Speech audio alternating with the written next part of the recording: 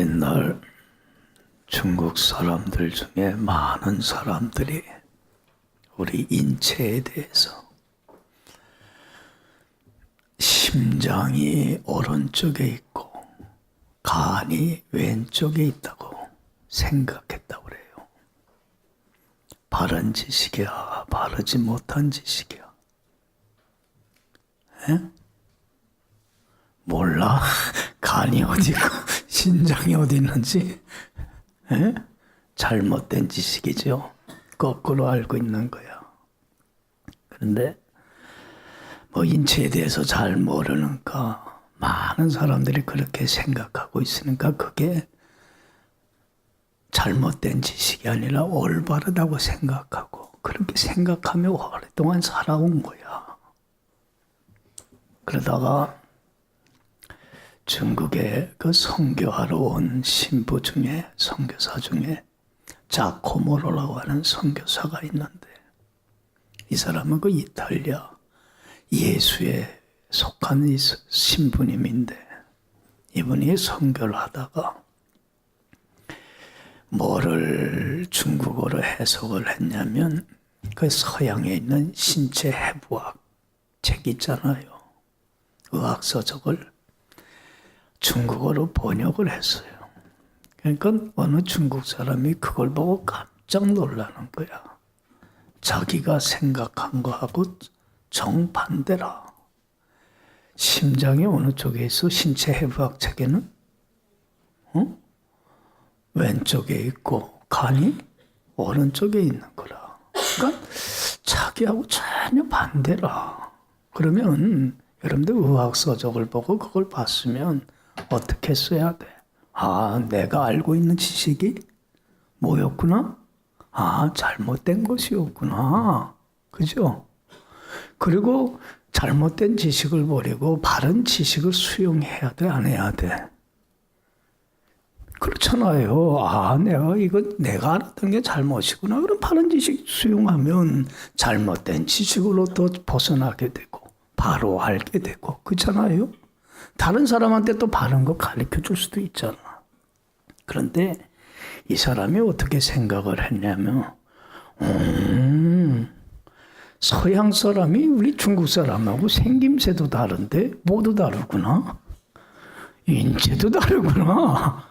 그래서 중국 사람하고 이게 장기가 바꿨구나. 그래서 서양 사람들은 중국 사람하고 달리 심장이 오른쪽에 있고 간이 왼쪽에 있구나. 그렇게 생각했다는 거예요. 어리석어 아니 어리석어? 참 어리석은 거야. 근데 인간이 다 그래. 여러분들 자기가 알고 있는 지식이 잘못됐음에도 불구하고 잘못됐다고 하는 걸 인정하고 받아들이고 바른 지식을 받아들인다는 게 쉬운 일이에요, 어려운 일이야? 그게 제일 안 되는 일이에요. 왜? 그저 그냥 내가 알고 있는 거, 그 방식 그대로 산다는 거예요. 그러니까 사람이 변화가 안 되고 개혁이 안 되고 성장이 안 된다는 거예요. 그래서 이런 말 있잖아요. 생각만 바뀌어도 뭐가 바뀌어? 세계가 바뀌고 운명이 바뀐다는 거예요. 생각 하나만.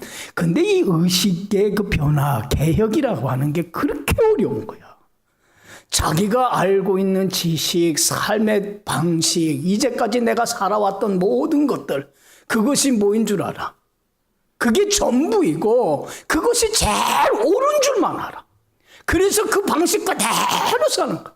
그리고 자기가 알고 있는 것과 다른 것은 자기의 지식이 잘못되고 불완전하고 온전치 못하다는 걸 인정을 안 하고 자기가 살아왔던 오랜 생활 동안 가졌던 편견이나 이런 모든 고착화된 고정관념들을 깨부시질 못하고 받아들이질 못하니까 사람이 변화가 안 되는 거예요.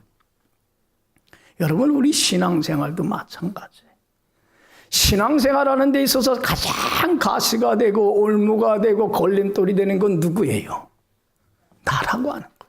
내가 이제까지 옳다고 생각하는 것들, 내가 살아온 삶의 방식들, 경험들, 지식들, 판단들, 그것들이 뭐라고 생각해? 옳다고 생각을 하는 거예요. 그게 전부라고 생각을 하는 거예요.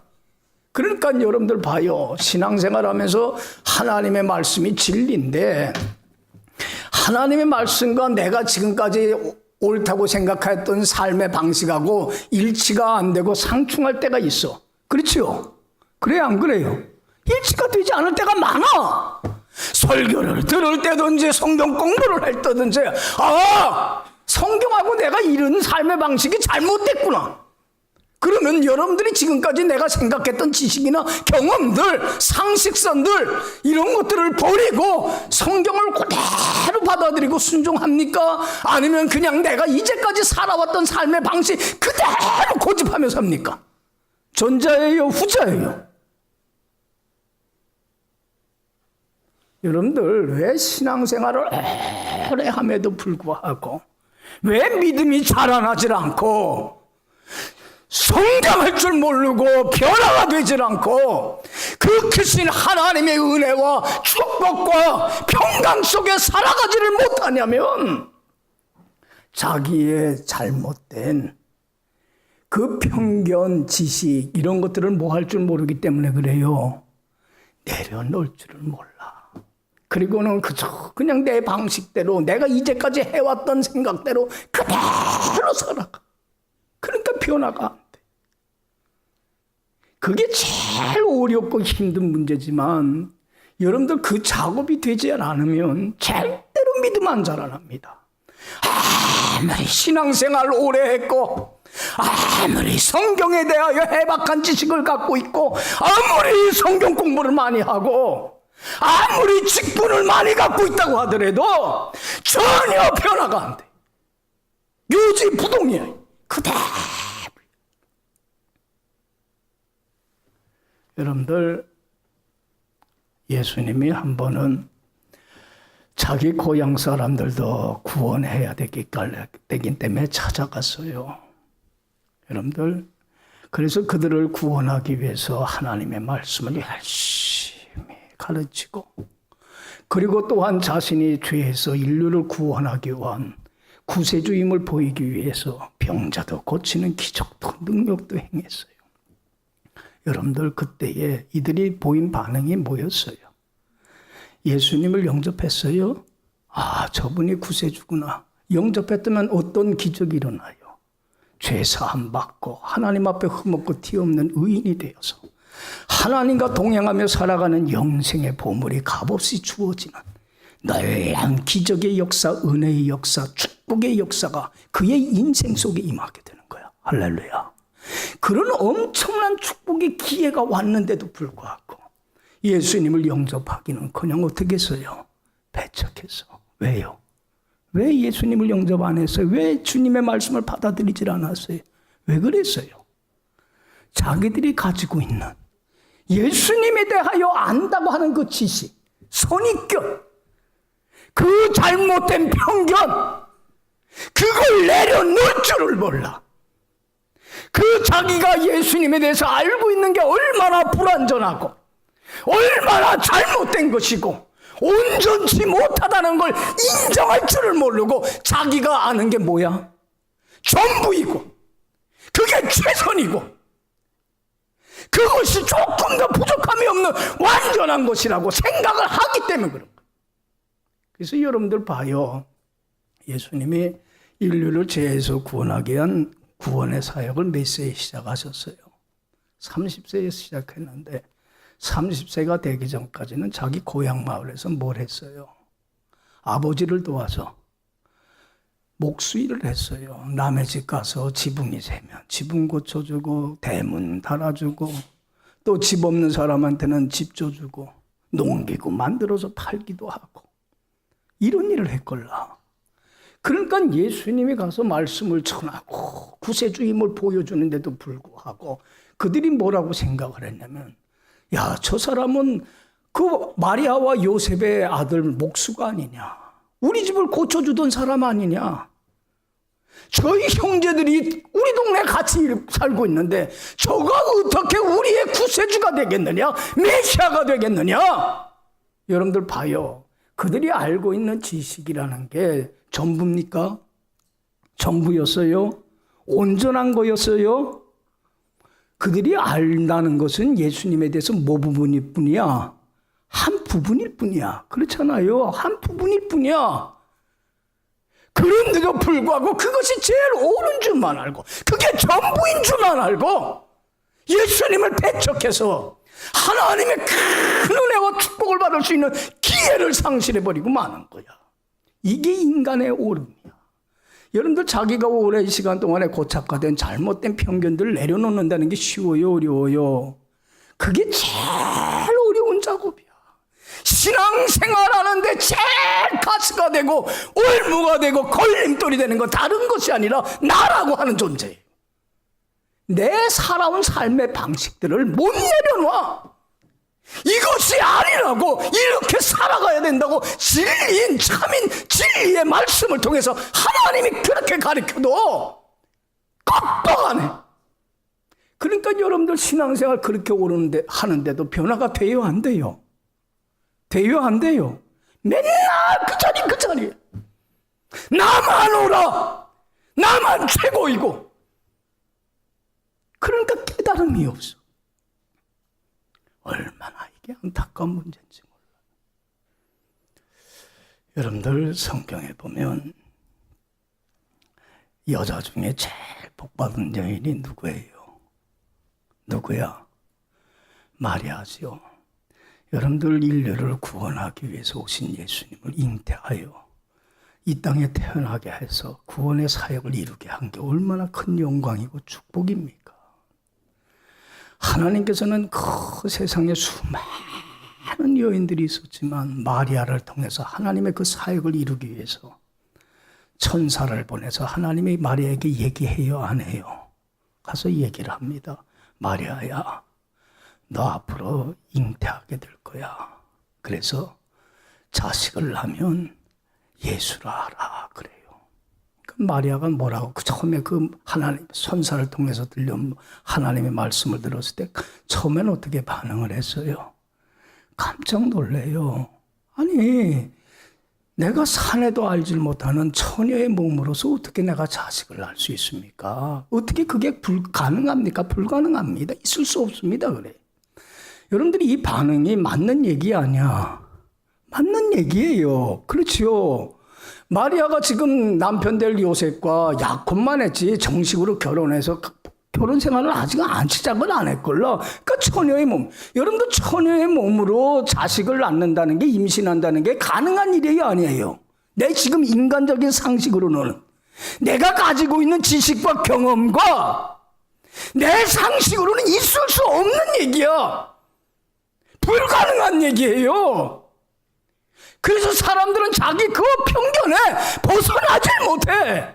그냥 거기에 머물러서 신앙생활하는 거야. 여러분들 그때에 천사를 통해서 하나님이 무슨 얘기를 했어요? 성령이 너에게 임하고 지극히 높으신 이의 능력이 너를 덮으리니 나실 바 거룩한 자라 일컬이리라. 그러면서 대저 하나님의 말씀은 모함이 없느니라, 능치 못함이 없어. 그럴 때 마리아가 어떻게 반응합니까? 자기 지식이나 상식들, 경험들 맞지 않지만 기존에 가지고 있는 그 선입견들 내버려요, 안 버려요? 내버려요. 내려놔요. 겸손하게 해. 얼마나 겸손한지 몰라. 어린아이와 같이 순전한 마음으로 주의 계집종이오니 말씀대로 내게 이루어지이다 할 때 기적이 일어납니까? 안 일어납니까? 기적이 일어나고 놀라운 역사가 나타나고 마리아가 그 큰 은혜와 축복의 자리로 나갈 수 있는 것은 자기의 모든 것들을, 말씀을 따르지 못하게 하는 자기의 모든 잘못된 습관이나 생각이나 이런 모든 것들을 내려놓을 수 있었기 때문에 가능한 거예요. 할렐루야. 할렐루야. 이걸 내려놓지 않으면, 자기를 비워놓지 않으면 여러분들 절대로 믿음은 자라나지 않아. 아무리 성경을 많이 알고 해박한 지식을 가져도 깨어지지를 않아. 믿음은 퇴보하고 뒷걸음질 치지 하나님의 더 큰 은혜와 축복과 영광의 자리로 나가지는 못해. 그렇기 때문에 예수님이 베드로와 제자들을 바라보며 그게 안타까웠던 거예요. 참 자기를 비워 내려놓을 줄 모르는 참 제자들을 보면서 안타까워서 하시는 말씀이 오늘 본문 얘기예요. 얼마나 안타깝고 답답한지 몰라. 그래서 여러분들 결론적으로 31절 보면 베드로와 제자들에게 뭐라고 얘기를 하냐면 31절 다 같이 읽어봅시다. 그러나 먼저 된 자로서 나중되고 나중된 자로서 먼저 될 자가 여기 봐요. 먼저 된 자로서 뭐가 되고 나중되고 나중된 자로서 먼저 될 자가 적다야 많다야 많이 일어나고 비일비재하게 일어날 거다 이 말이에요. 여러분들 우리는 보통 상식적으로 무슨 생각을 해요? 우리의 상식선에서는 먼저 된 자가 뭐가 된다고 생각해요? 먼저 된다고 생각해요. 나중된 자는 나중된다고 생각해요. 여러분들 이런 상식을 깨버리는 일이 신앙생활에서 비일비재하게 조금 일어나는 게 아니라는 거야. 어떻게 될 거다? 많이 일어날 거라는 거야. 여러분들 우리 이 편견에서 깨어져야 돼. 이 편견을 무너뜨려야 돼요. 이것도 잘못된 편견이야. 고정관념이야. 여러분들 봐요. 우리는 보통 많은 사람들이 이렇게 생각을 해요. 모태신앙이라든가 신앙생활 오래 했었던 사람이 그래서 성경도 뭐 공부도 많이 하고 성경도 많이 읽어서 성경에 대한 해박한 지식을 갖고 있어요. 기도도 많이 했어요. 봉사도 많이 해요. 그리고 교회에서도 중요한 직분을 맡고 있어. 그러면 보통 이 사람은 어떻게 할 거라고 생각해요? 상식적으로는 저 사람은 뭘 할 거다? 신앙생활 잘 할 거다. 믿음이 잘 자라날 것이다. 하나님의 성품을 닮아가고 하나님의 풍성한 은혜와 축복을 날마다 경험하며 살아갈 거야. 이렇게 상식적으로 생각을 한다는 거예요. 그러나 그렇게 되지 않는다는 거예요. 신앙생활 한 지 얼마 안 된 사람이 있어요. 교회 나온 지 한 달도 안 되나. 그런 사람이야. 성경에 대해서 별로 아는 것도 없는 사람이야. 기도도 할 줄도 모르는 사람이야. 그러면 보통 우리는 뭐라고 생각해요? 저 사람 믿음 생활 잘 못할 거야. 아직은 믿음이 어릴 거야. 미숙할 거야. 이렇게 보통 우리가 상식적으로 생각을 해요? 안 해요? 할 수 있다. 그러나 그렇지 않다는 거야.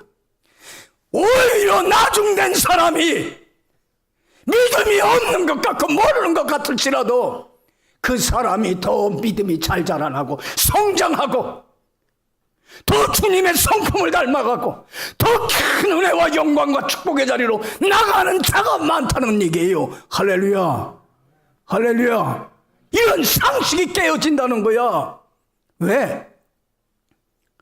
왜 그렇게 많은 오랜 신앙생활 하면서도 왜 나중된 자와 같이 돼버리고 말아?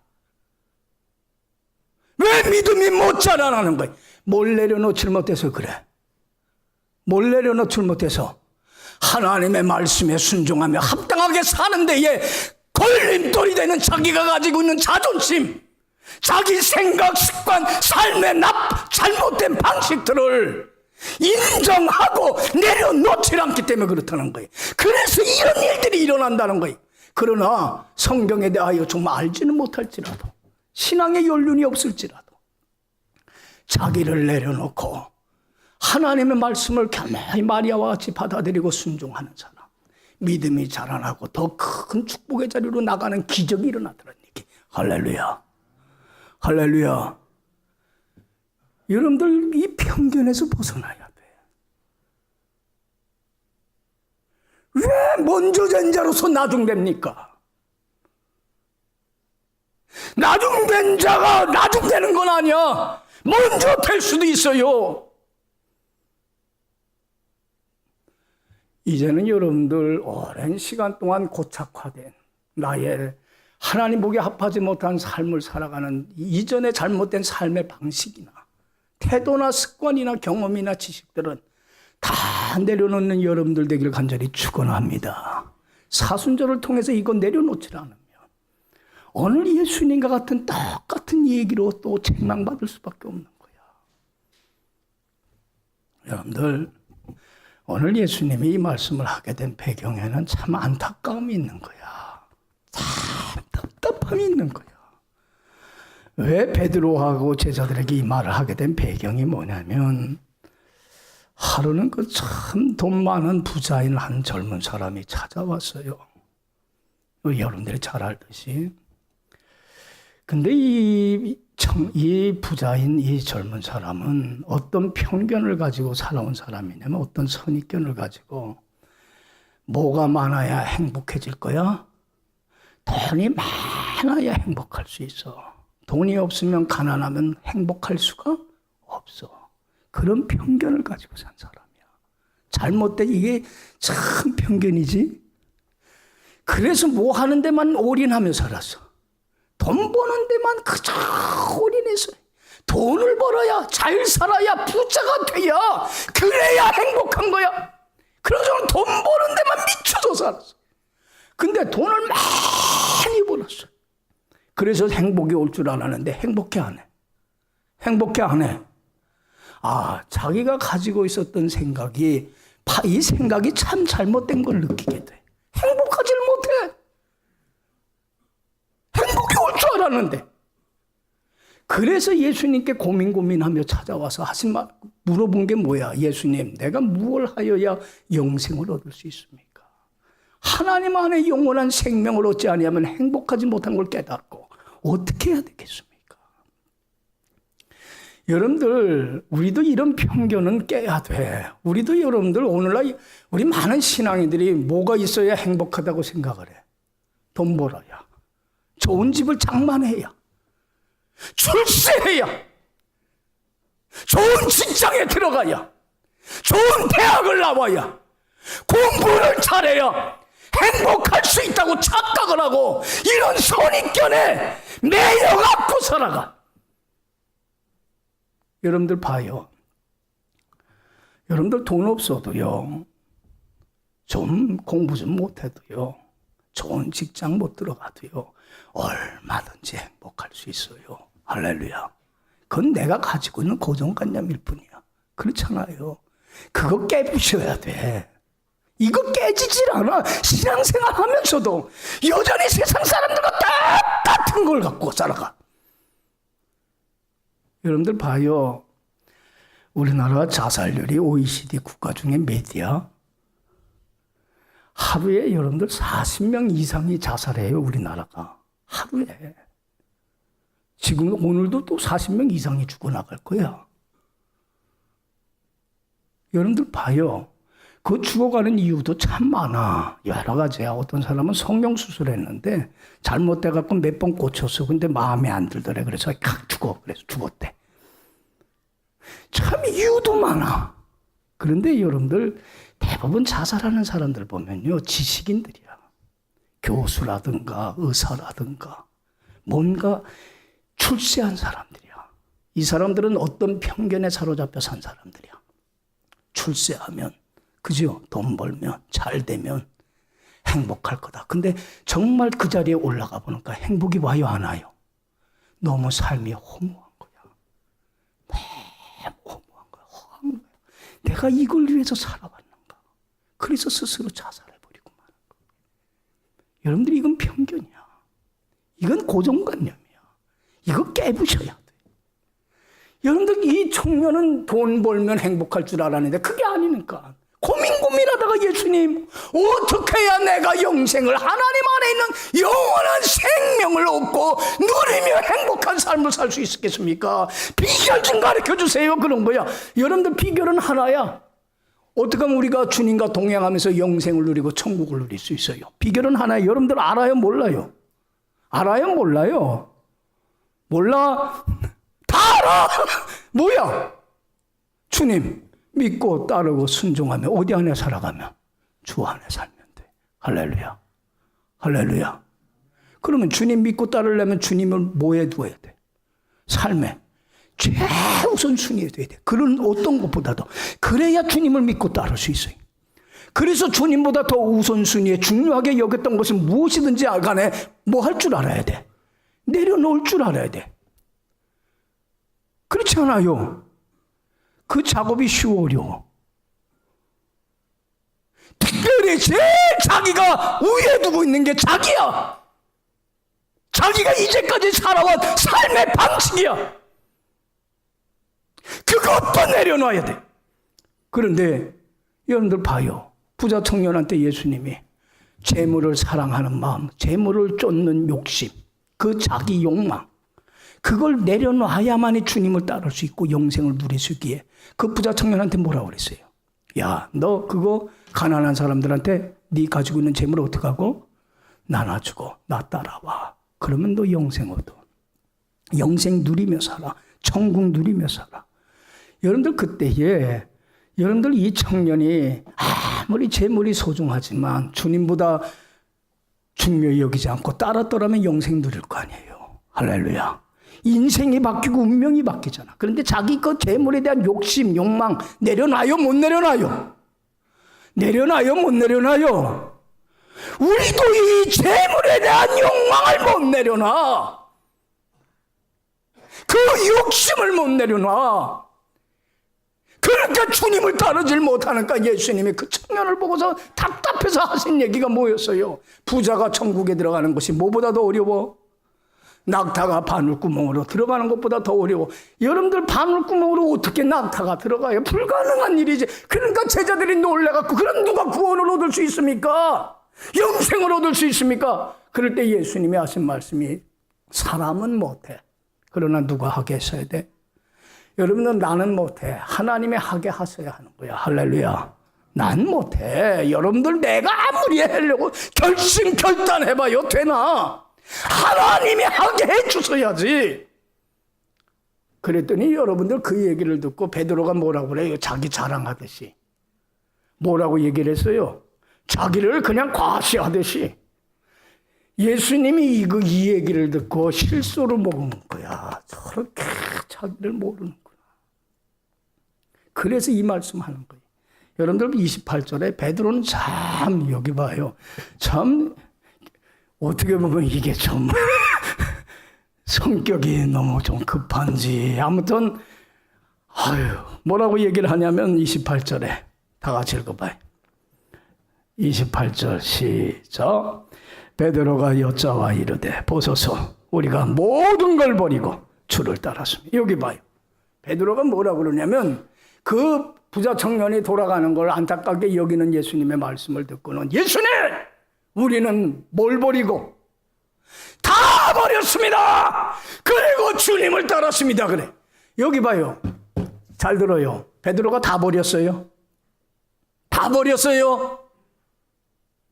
예수님이 참 이걸 보고 안타까운 거야. 그래서 먼저 된 자가 나중 되는 얘기를 하는데 여기 봐요.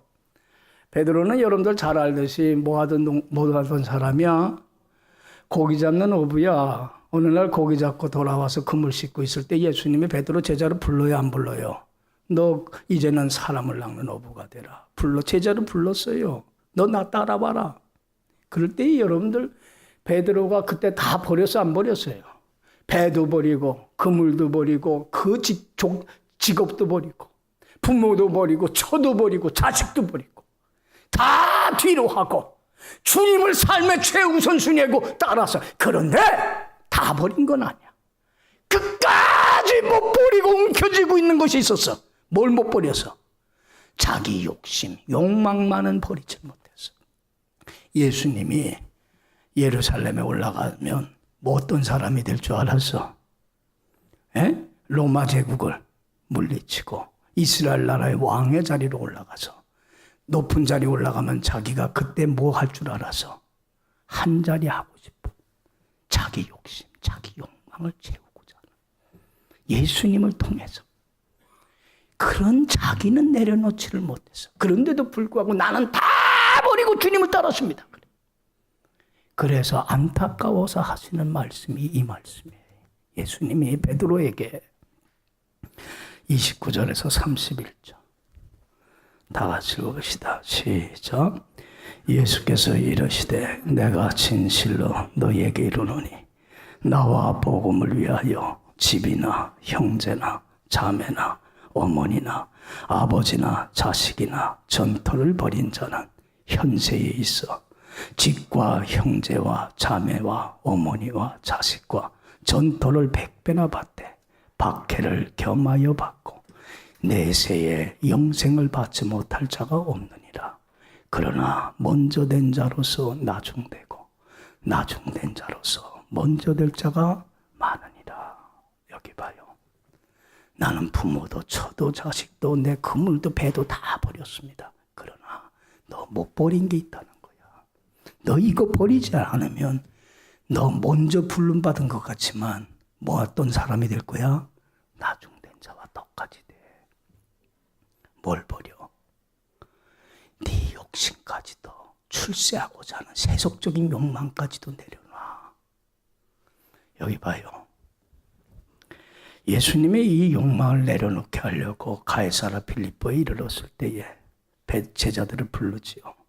그리고 이 아들아, 내가 예루살렘에 올라가면 너희들이 생각하는 것처럼 왕의 자리, 영광의 자리에 올라가는 거 아니야. 예루살렘에 들어가면 내가 고난받고 어떡할 거야? 죽임당할 거야. 그러나 죽지 않고 3일 만에 어떡할 거야? 살아날 거야. 그랬을 때 여러분들 베드로가 직접 무슨 반응을 했습니까? 예수님이 영광의 자리가 아니라 고난의 죽음의 자리에 갈 걸 말씀했을 때 어떻게 했어요? 주여 그리 마옵소서. 이 일이 결코 미치지 못하리이다. 왜? 예수님이 죽으면 어떻게 돼? 자기가 받는 욕심, 영광은 어떻게 되는 거야? 어떻게 되는 거예요? 물거품이 돼버리고 마는 거예요. 베드로가 다 버리고 따랐어요. 버리지 못한 거 있어. 뭐야? 자기 욕망만은 못 버렸어요. 지금도 그래. 우리가 신앙생활 한다고 하지만 여기 봐요. 내가 원하고 바라는 것 하나님이 안 이루어주면 여러분들 뭐라고 합니까? 하나님은 나 안 사랑해. 하나님은 안 계셔. 하나님은 나한테 관심이 없어. 왜 내가 원하고 바라는 거 안 이루어주는 거야? 주님을 향해서 원망하고 불평합니다. 하나님이 살아계다면 왜 이런 시련이 있는 거야? 여러분들 베드로하고 똑같은 거예요. 주님을 통해서 뭘 얻고 싶은 거야? 자기가 원하는 욕심을, 욕망을 얻고자 할 뿐이야. 그것도 내려놔야 되는데. 그래서 예수님이 베드로에게 하신 말씀이 베드로야, 아무든지 나를 따르는 참다운 신앙인이 되려면, 제자가 되려면 뭐를 내려놓고 자기를 부인해야 되고 자기 십자가를 지고 나를 쫓아야 돼. 여러분들 내 생각, 하나님의 말씀에 굴복지 못하는, 순종의 자리로 나가지 못하는 내 삶의 방식들, 내 욕심들, 내 뜻들, 여러분들 이걸 내려놓는다는 거, 부인하는 걸 자기 목에 태인 십자가라고 하는데, 여러분들 이게 쉬워요, 어려워요? 쉬워요, 어려워요? 십자가에 죽은 것 같은 거야. 십자가에 매달려 죽는 게 얼마나 고통스러운 작업이야. 얼마나 힘든 작업이야. 그렇지 않아요? 십자가에 죽으면 그냥 여러분들 구경거리가 아니야. 얼마나 고통스러운 건지 몰라. 그런 나를 내려놓는다는 게, 하나님의 말씀에 굴복해서 해서 자리로 나가지 못하게 하는 게 얼마나 힘든 고통의 자리인지 몰라. 쉬워요, 어려워요? 그러나 나는 하질 못해. 누가 하게 해주셔요? 하나님이 하게 해주셔요. 믿습니까? 그걸 내려놓지 않으면 아무리 신앙생활 오래 하고 모태 신앙이고, 아무리 성경을 잘 알고 봉사 많이 하고 교회의 준칙을 갖고 있다고 하더라도 여러분들 신앙 자라나질 않아. 매일 그 모양 그 모습이. 하나님의 영광의 축복의 자리를 못 나가. 그러나 여러분들 초신자일지라도, 성경에 대해서는 해박한 지식이 없을지라도 자기를 내려놓고 주님의 은혜로 순종하고 따르는 자가 믿음이 자라나고 성장하고 변화돼서 주님의 성품을 담는 데까지 자라가고 주님의 영광과 은혜와 축복의 자리로 나가게 될 줄로 믿습니다. 할렐루야. 제자들은 이 말 뜻이 뭔지도 몰라. 자기를 내려놓는다는 게. 예수님이 그렇게 얘기해도. 그래서 예수님이 예루살렘에 올라갈 때 야고보, 요한은 뭘 달라고 그랬어? 그렇게 얘기를 하는데도 자기는 못 내려놓고, 욕심 못 내려놓고 예수님한테 뭐라고 그랬어요? 예수님 영광 얻어서 왕자리에 올라가면 뭐 주세요? 나 좌우편 함께 주세요. 그러니까 야고보 요한이 선수를 치니까 다른 제자들이 그걸 듣고서는 분이 여겨, 저게 선수 치네? 기회를 놓쳤네? 여기 봐요. 예수님이 안타까워서 이렇게 얘기를 해도 뭔 뜻인지도 몰라. 지금도 마찬가지야. 신앙생활 오래 했는데도 뭔 뜻인지 몰라. 이게 뭔지, 나를 내려놓는 게 십자가가 뭔지 그저 내가 살아왔던 방식 그대로 하는 거야. 10년을 믿던 20년을 믿던 30년을 믿던 그냥 살아가는 거야. 변화는 하나도 안 돼. 여러분들 여기 봐요. 제자들이 예수님이 십자가에 못 박아 죽을 때 실망해갖고 왕자리에 올라갈 줄 알았는데 죽으니까 실망해갖고 다 떠나요, 안 떠나요? 저런 예수를 왜 우리가 믿었지? 실망해갖고 낙심해갖고 믿음 저버리고 다 떠나버리고 말아. 그러나 부활하신 주님을 보고 나서야, 그리고 이제는 성령의 능력을 받아야만이 나를 내려놓을 수 있다는 걸 알고 오순절날 성령의 충만함을 받으며 내 안에 내주하시는 성령의 인도함 받으며 성령의 사로잡힌 바 되어 영주도적인 삶을 살 때야 비로소 이제는 자기를 비우고 하나님이 인도하고 이끄는 대로 순종하며 주님 안에서 믿음이 자라나고 성숙되고 주님의 성품을 닮아가고 하나님 나라 천국의 영생의 보물을 간직하고 누리고, 그리고 사람들에게 주님 안에 살아가는 게 이렇게 행복하다고 증거하고 전하는 사람으로 새로워지는 역사가 여러분들 성령의 능력 안에서만이 가능해지더라는 거예요. 할렐루야. 그래서 여러분들 그렇게 어리석었던 제자들이 여러분들 나중에는 다들 어떻게 가룟 유다를 제외하고는 다 주님의 영광을 위해서 순교를 합니다. 여러분, 정말로 주님 모든 걸 버리고 주님을 따르는 사람, 이 땅에서 현세에서 핍박을 겸하여 받지만 뭘 받고? 100배나 되는 엄청난 하나님의 은혜와 축복을 경험하고 천국에 가서 내세에 가서 못 올 자가 없다. 천국에 들어가지 못할 자가 없느니라. 할렐루야. 할렐루야. 여러분 이번 사순절 맞이해서 우리 한번 삶을 뒤돌아봐야 돼. 저는 그 요한복음 4장에 나오는 이 기사가 참 마음에 들어. 여러분들 이거 봐요. 가나의 마을 갔을 때에 저 가보남이라고 하는 마을에서 왕의 신하, 헤로드 왕의 신하인 귀족이 와갖고 예수님께 부르짖어요. 내 아들이 지금 사경을 행하고 있는데 내 아들 좀 고쳐주세요. 그럴 때 예수님이 그 왕의 신하한테 뭐라고 얘기를 해요? 너희들 표적과 기사를 눈으로 보지 않으면 도무지 믿지 못하는구나. 그러면서 하신 말씀이 네 아들이 살았으니까 가 그랬어. 가나에서 가보남까지는 먼 길이에요. 예수님이 그 아들의 병 상태도 보지도 않고 어떤 형편에 있는지 알지도 못하고 그렇잖아요. 가서 기도도 안 하고 네 아들이 뭐야? 살았다. 인간적인 자기의 지식이나 경험이나 상식상에서는 이런 게 있을 수 있는 일이에요? 없는 일이에요? 있을 수 있어요? 없어요? 자기가 가지고 있는 기존의 생각을 가지고는 도저히 있을 수 없는 일이야. 그런데 그 왕의 신하는요, 지식의 한계를, 경험의 한계를 극복을 해요. 그냥 자기가 가지고 있는 지식이나 그 경험들, 선입견들을 다 내버려요. 단순화시켜버리고 말아. 그리고는 어린아이와 같이 예 알겠습니다 하고 순종하고 따라가. 여러분들 아들이 나요 안 나요? 아들이 나는 기적의 역사가 나타나고 그 가정이 예수 믿게 되는 엄청난 은혜와 축복이 그 가정 속에 임하게 되더란 얘기. 할렐루야. 뭘 내려놓는가?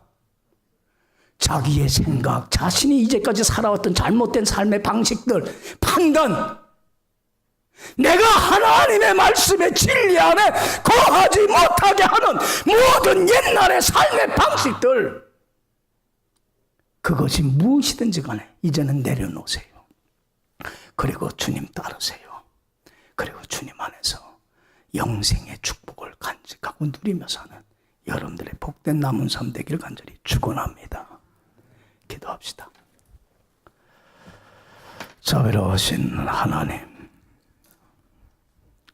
아직도 내 생각이나 내 삶의 방식이나 경험이나 또한 내 뜻이나 욕심이나 계획들이 얼마나 어리석고 미련하고 잘못된 것인가를 인정할 수 있게 하여 주옵시고, 진리의 말씀을 따르지 못하게 되는, 아직도 정말로 하나님의 진리의 말씀과 상충되는 모든 것들을 과감히 다 내려놓고 주님을 온전히 따름으로 주님 안에서 주님이 빚값을 치르고 주신 풍성한 생명을, 천국을 맛보고 누리며 주님의 성품을 담는 데까지 믿음이 자라나 주님만을 영화롭게 할 수 있는 축복된 자로 이번 사순절을 통해서 새롭게 태어나게 하여 주옵소서. 감사하옵고 예수님 이름으로 기도했사옵나이다. 아멘.